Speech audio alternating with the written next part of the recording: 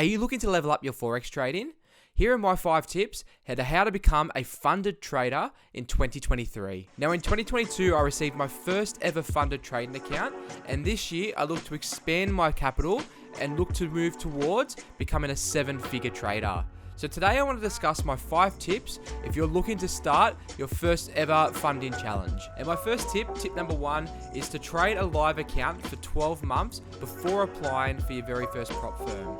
Now, what we find with a lot of new traders is they'll start to attempt these Forex funding challenges a lot earlier than what they should be. The reason that there's so many different companies that are popping up all the time now is because the majority of these companies, the revenue is taken from people failing the challenges. So most prop firms will have some sort of challenge process where you'll need to go through certain phases and hit certain guidelines and profit targets to be able to become a funded trader with them. But the majority of the revenue that these companies make are actually from traders that don't succeed the challenges. So spend the time understanding how to trade live money. And I'm not talking about trading thousands of dollars of your own money. I'm talking about even just a couple of $100, whatever you have available, but have that experience with trading physical money, because trading physical money is completely different to trading a demo account. It's understanding and learning about the emotions that come with trading live money and controlling your trading psychology that you'll learn along the way through trading a live account. Now, I personally traded for 4 years before I ever took my first funding challenge.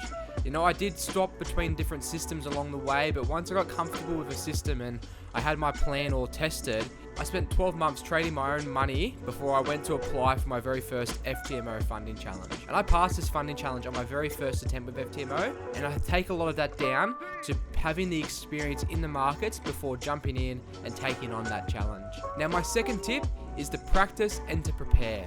Backtesting your system is essential. Having a trading plan is crucial, and having a money management strategy is a must. The saying goes, if you fail to plan, you plan to fail.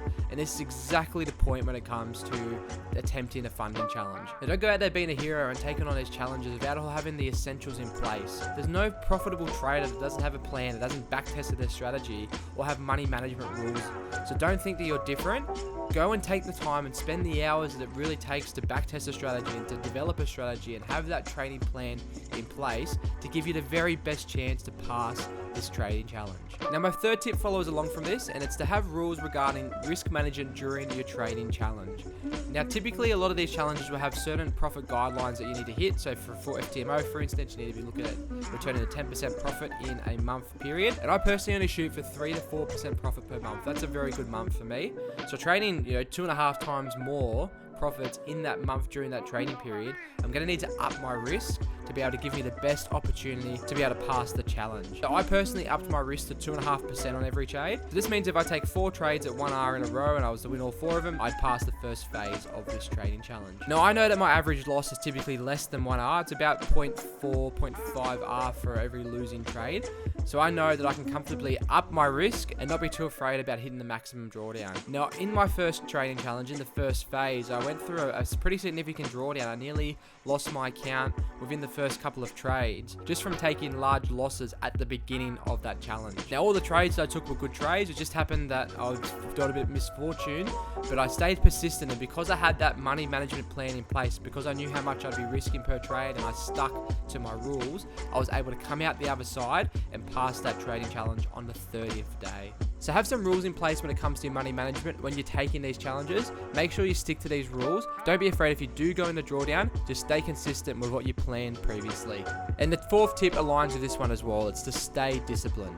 If you go on a losing streak in your challenge like what I personally did, stay consistent with your plan. Don't go taking trades that you shouldn't be involved in. Don't go upping your risk more than what you had previously planned. Stick to your trading plan, stick to your money management plan to ensure you give yourself the best opportunity to pass the challenge. Emotions would definitely become a factor during the trading challenge. I was freaking out when I was nearly at the maximum drawdown on my FTMO challenge, but I decided that I'd stick to my plan, stick to the rules. I did have thoughts about minimizing and reducing my risk to try to gain a little bit back before hitting that maximum drawdown, but I stuck to my plan and I ended up coming out the other side a funded trader. So stay disciplined with your trading system during these challenges. And tip number 5 is to be persistent and be patient.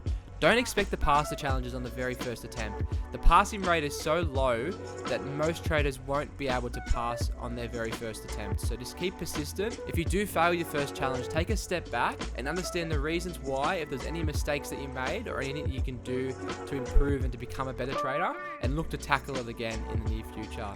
What I typically find in my trading is that your wins and losses will come in ebbs and flows. You might just hit that drawdown period that was due to come at the time you take this trading challenge. So it's absolutely nothing to do with your own trading and which trades you got involved with. It was just the luck of the draw.